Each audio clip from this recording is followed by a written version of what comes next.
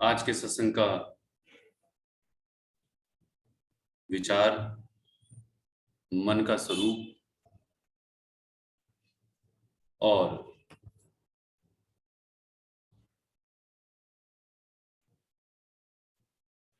शांति का जो निर्णय है वह संगत के सम्मुख आएगा। मन का स्वरूप अगर हम विचार करके देखें तो जीव के अंदर मन एक ऐसी सत्ता है जो अदृश्य होते हुए भी बहुत ताकतवर है।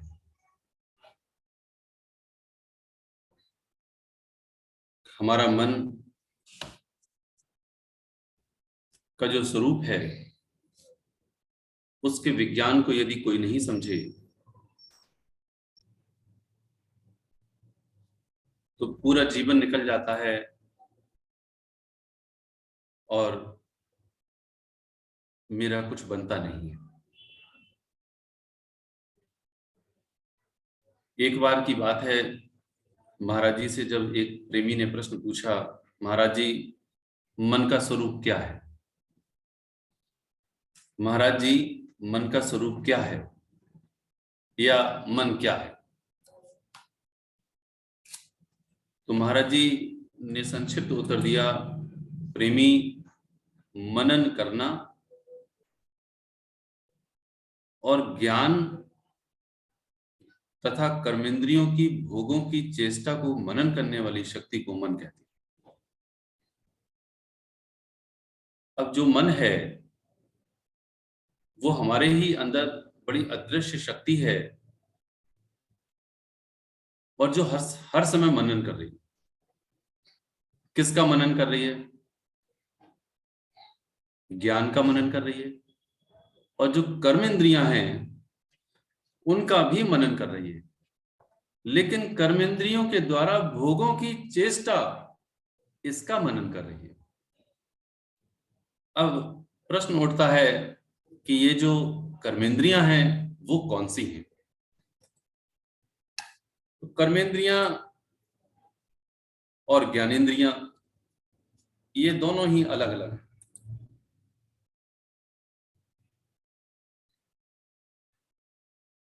हमारी ज्ञानेंद्री चक्षु इंद्री, कर्ण इंद्री, नासिका इंद्री, जिह्वा इंद्री और स्पर्श इंद्री, ये 5 हमारी ज्ञानेंद्रियां हैं और 5 ही कर्मेंद्रियां हैं, जिसमें कहते हैं हाथ, पैर, मुंह, लिंग और गुदा। ये 5 ही हमारी कर्मेंद्रियां हैं और 5 मिलकर के ये 10 होती हैं और उसके बाद 11वां मन है और 12वीं बुद्धि है, यानी मैं हूं, जिसको हम जीवात्मा करके भी कहते हैं। और जो सबसे ऊपर सत्ता है वो आत्म तत्व है, अर्थात ईश्वर है, परमपिता परमेश्वर है। इसीलिए जो वाणी आती है उस वाणी को भी हम समझें, क्योंकि शास्त्र में ये पूरा एक क्रम दिया हुआ है।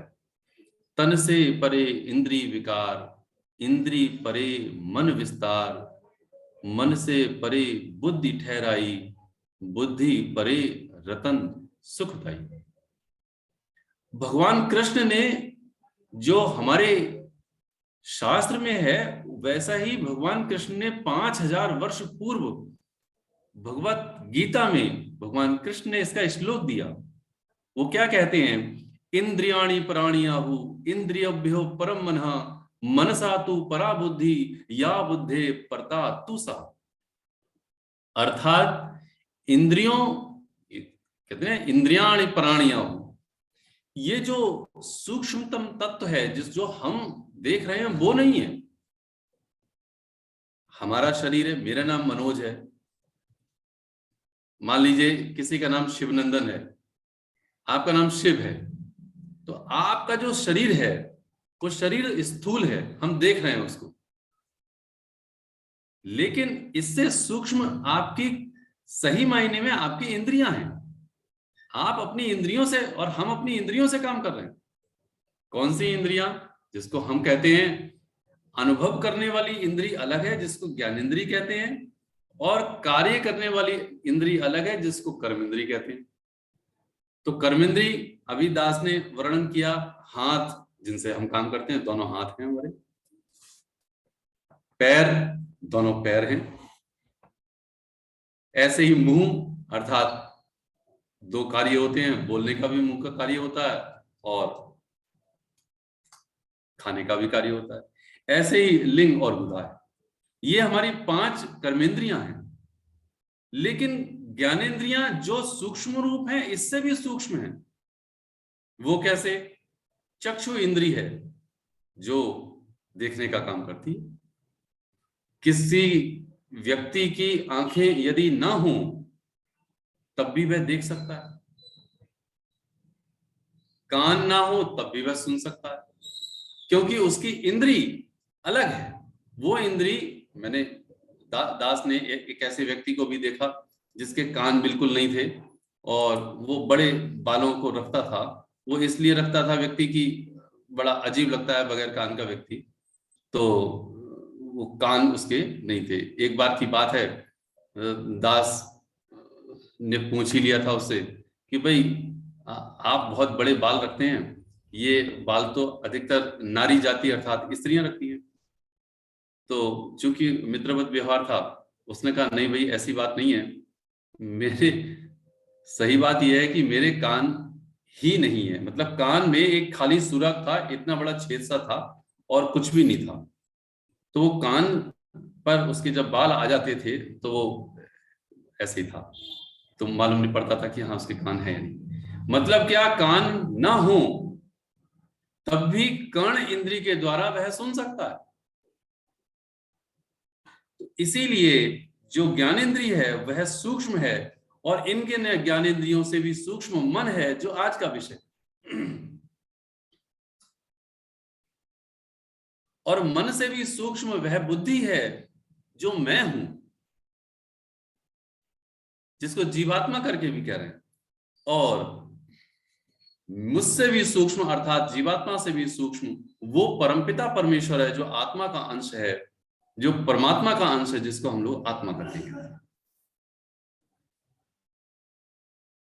तो इसलिए हमारा जो मन है वो बड़ा ही चलायमान है, बड़ा चंचल है, जिस करके मैं नाच रहा हूं।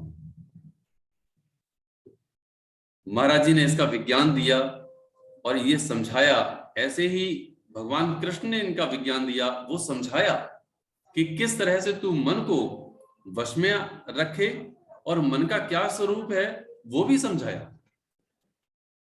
तो मन के स्वरूप को जैसा कि दास आपके सम्मुख रखने की कोशिश कर रहा है कि कैसा विज्ञान है, हम आपको देखते हैं, आप हमें देखते हैं, लेकिन सही मायने में जो चक्षु इंद्री है वो देख रही है।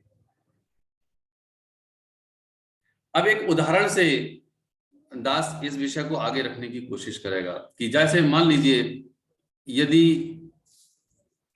कोई व्यक्ति अपने घर में टीवी ऑन करके कोई नाटक देख रहा है, उसका नाटक बड़ा प्रिय नाटक है, बहुत अच्छा नाटक है, तो उस नाटक में वह मशगूल है अर्थात उसमें लीन है वो। अगर उसकी मदर ने या उसकी वाइफ ने आवाज लगाई, 2 आवाज लगाई, 3 आवाज लगाई, लेकिन उसने नहीं सुना, उसके पास जाकर के अगर व्यक्ति वो आप कहेगा, उसे हिलाएगा ऐसे करके, बोले मैं इतनी देर से आवाज लगा रही हूं आप सुन ही नहीं रहे, बोले अरे कान होते हुए भी वह सुन नहीं पा रहा है। क्यों नहीं सुन पाया? क्योंकि उसका मन और उसकी कर्ण इंद्री, जिसको ज्ञान इंद्री करके कह रहे हैं, वह उसके अपने प्रोग्राम में इतनी लीन थी कि वह दूसरी आवाज को सुन ही नहीं पाया। इसका मतलब हुआ कि मन जिस इंद्री के साथ हो जाता है, वह इंद्री दूसरी आवाज को ना सुन करके वह केवल उसी आवाज को सुनती है जहां पर मन टिका हुआ है। इसीलिए छोटे बच्चे से कहते हैं, तू मन से पढ़ाई कर। यदि तू 1 घंटा मन से पढ़ाई करेगा तो 4 घंटे के बेमन की पढ़ाई ज्यादा अच्छी है, बजाय 1 घंटे से मन की पढ़ाई जो करेगा उससे जो लाभ होगा वो 4 घंटे की पढ़ाई से बगैर मन की पढ़ाई के फायदा नहीं होगा। इसलिए जो मन है वह बहुत ही महत्वपूर्ण अंग है, जो ना दिखाई देते हुए भी हमारा सारा का सारा जो काम है वो ऊंची स्थिति में भी लेकर के जा सकता है, और यदि मन ना हो तो वह नीची स्थिति में भी लेकर के चला जाता है। ये मन ही तो है जो अच्छे काम को रोक लेता है, और ये मन ही तो है जो गलत काम करवा देता है। ये मन ही तो है जब आरती आती है या धर्म का काम आता है तो जेबों को टटोलते हैं कि मेरे पास पैसा नहीं है, और जब कोई फंक्शन होता है, जब कोई व्यवहार होता है तो हमारी जेबों से, हमारे बैंक से, अकाउंट से न जाने कितना धन निकल करके उस व्यवहार में हजारों रुपए लुटा देते हैं। ये मन ही तो है जो इस बात को जांचता है कि ये व्यक्ति सही नहीं है, इसको धन नहीं देना चाहिए, इसकी सेवा नहीं करनी चाहिए, इसके साथ ऐसा व्यवहार नहीं करना चाहिए। ये मन ही तो है जो मन हमें साधना में रोक देता है और हमें अधोगति में लेकर के जाता है। मैं अपने ही स्वरूप को भुला बैठता हूं, ये मन ही तो है। ये सुख, ये दुख का अनुभव, या मुझे कभी बड़ी उदासी में ले जाने वाला और कभी बड़े प्रसन्नता में ले जाने वाला, ये मन ही तो है।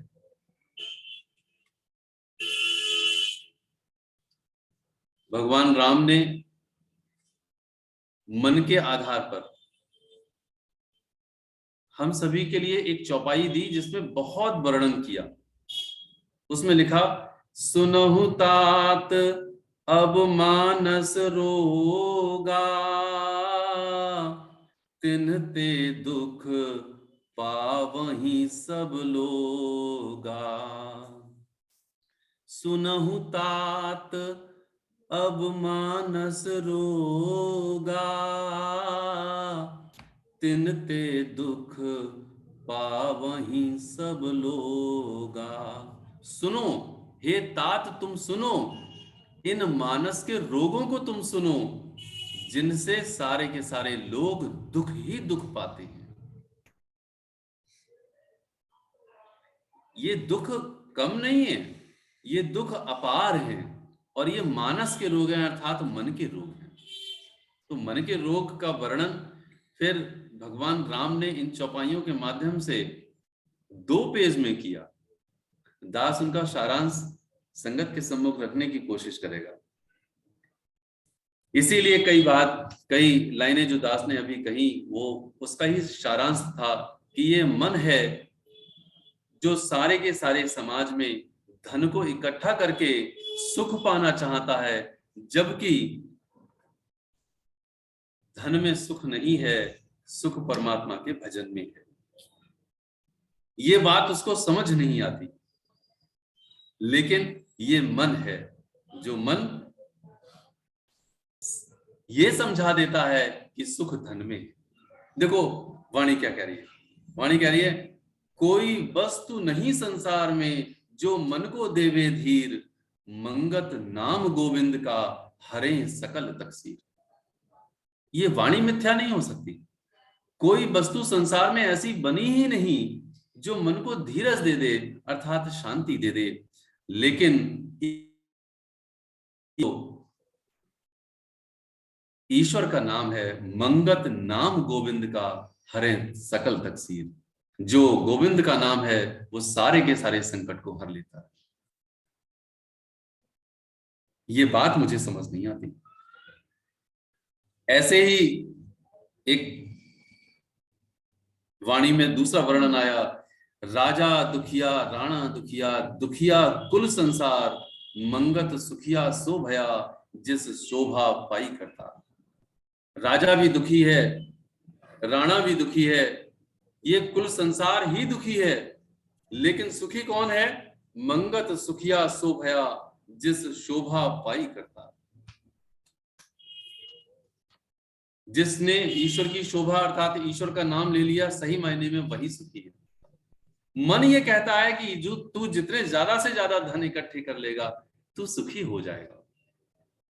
इसलिए एक तुलसीदास जी की चरितावली में एक कुछ पंक्तियां आती हैं जिसमें कहते हैं, धनहीन कहे धनवान सुखी, धनवान कहे सुख राजा को भारी, राजा कहे महाराज सुखी, महाराज कहे सुख इंद्र को भारी, इंद्र कहे चतुरानन सुखी, चतुरानन कहे सुख विष्णु को भारी, तुलसीदास विचार कहे हरि भक्ति बिना सब लोक दुखारी।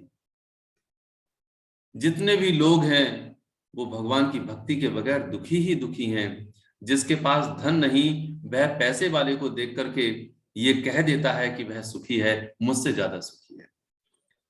और जो जिसके पास ज्यादा धन है वो कहता है राजा के पास ज्यादा सुख है, मेरे पास इतना सुख नहीं है। राजा कहते हैं कि मेरे पास भी इतना सुख नहीं है जितना सुख इंद्र के पास है। लेकिन इंद्र खुद कहते हैं कि इंद्र कहें चतुरानन सुखी, इंद्र कहते हैं जो सुख ब्रह्मा जी को प्राप्त है वह ब्रह्मा जी से ज्यादा सुखी मैं भी नहीं हूं। और चतुरानन कहें सुख विष्णु को भारी, वो कहते हैं भगवान विष्णु के पास सारे सुख संपदाएं हैं, उनसे ज्यादा सुखी और कोई नहीं है। लेकिन तुलसीदास विचार कहें हरि भक्ति बिना सब लोग दुखारी।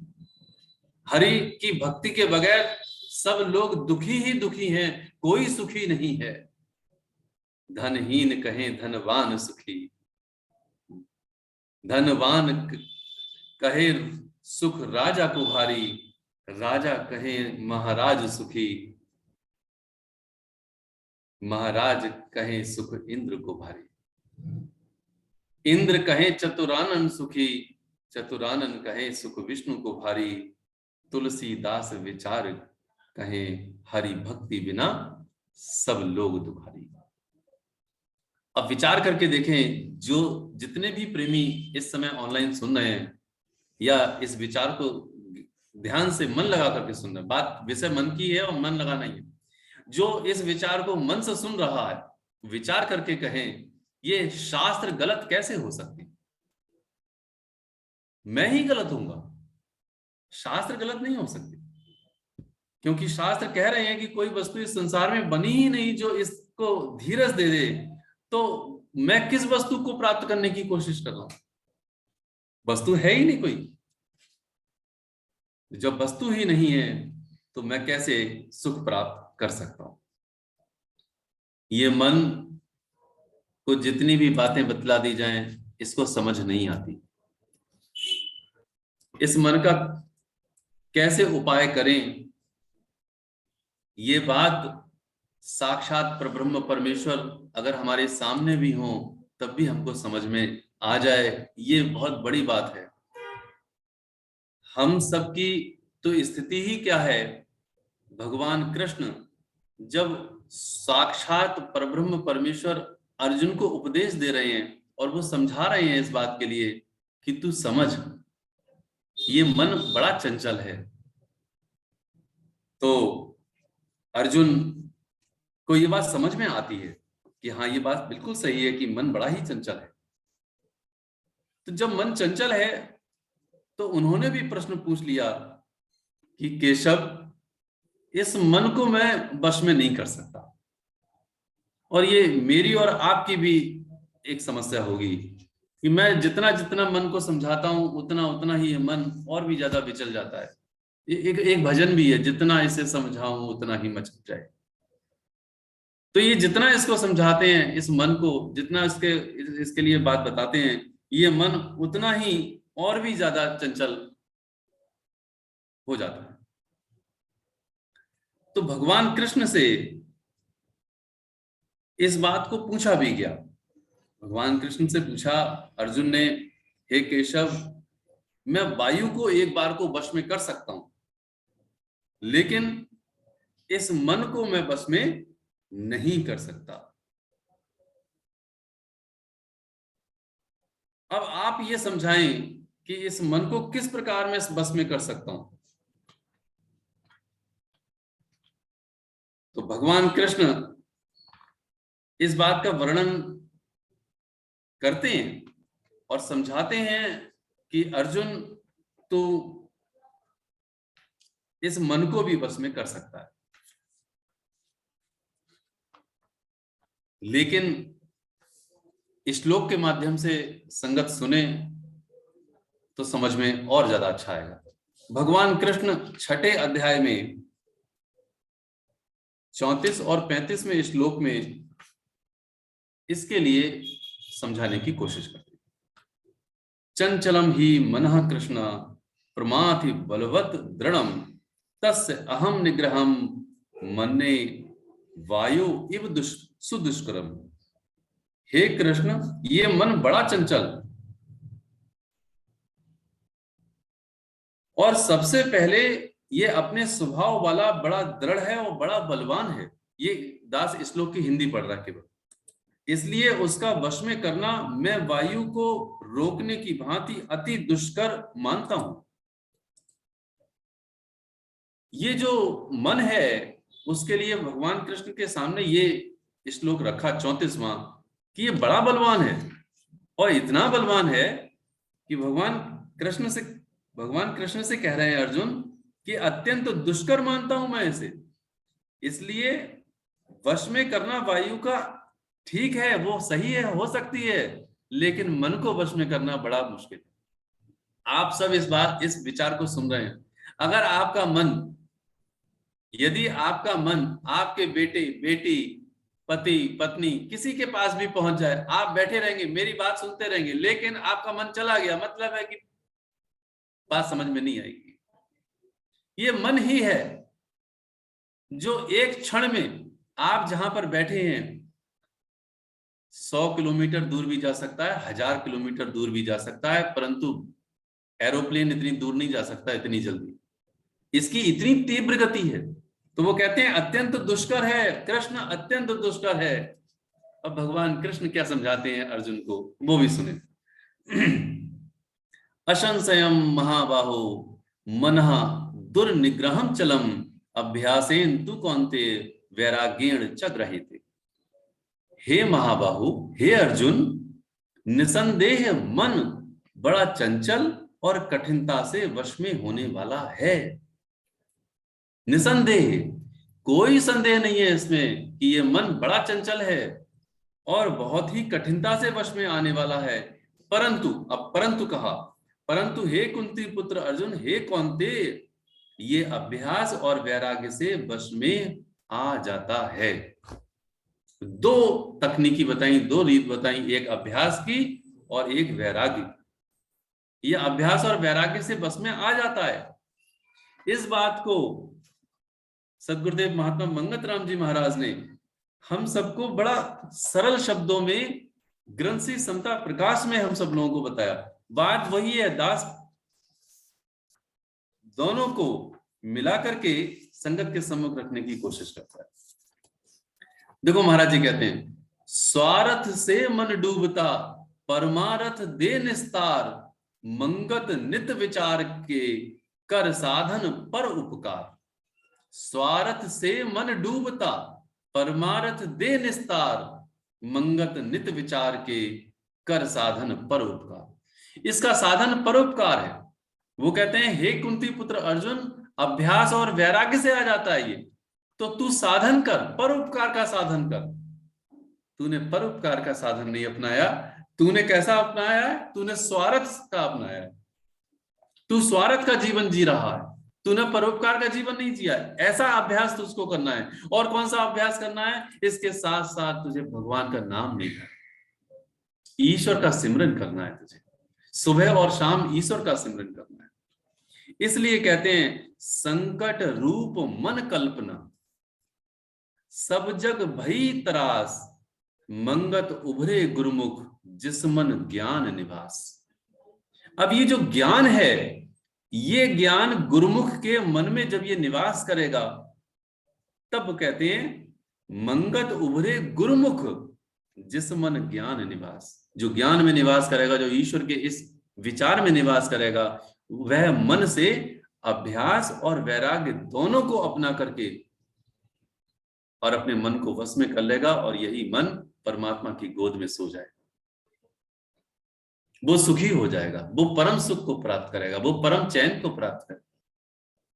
तो इसलिए कहते हैं माया दुस्तर अपार है, डूबे गुनी अहीर। ये माया इतनी अपार है, इसमें बड़े बड़े ज्ञानी, बड़े बड़े दिग्गज लाचार हैं, बेबस हैं। मंगत मन प्रतीत बिन, बांधा जम जंजीर।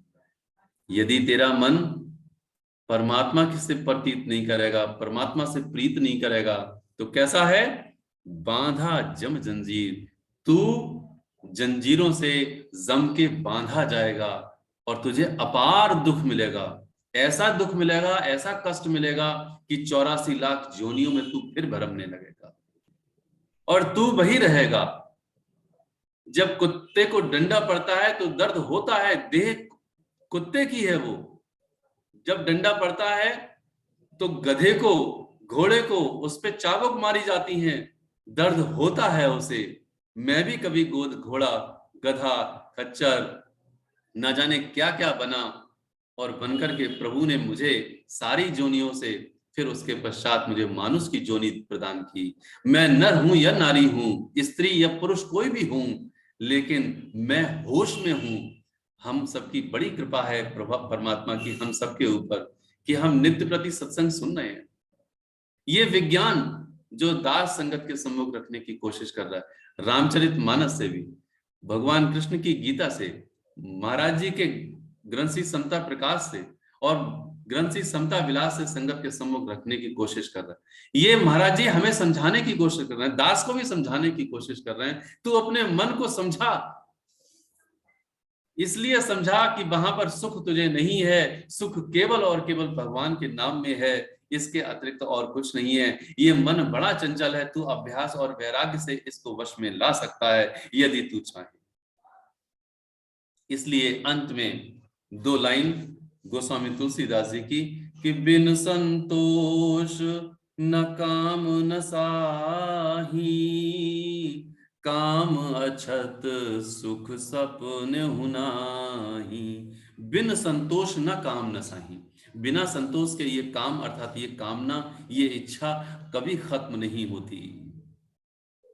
संतोष धारण करना पड़ेगा। जो हमें प्राप्त है, जितना हमें प्राप्त है, हे प्रभु तुम्हारी बड़ी दया है, तुम्हारी बड़ी कृपा है।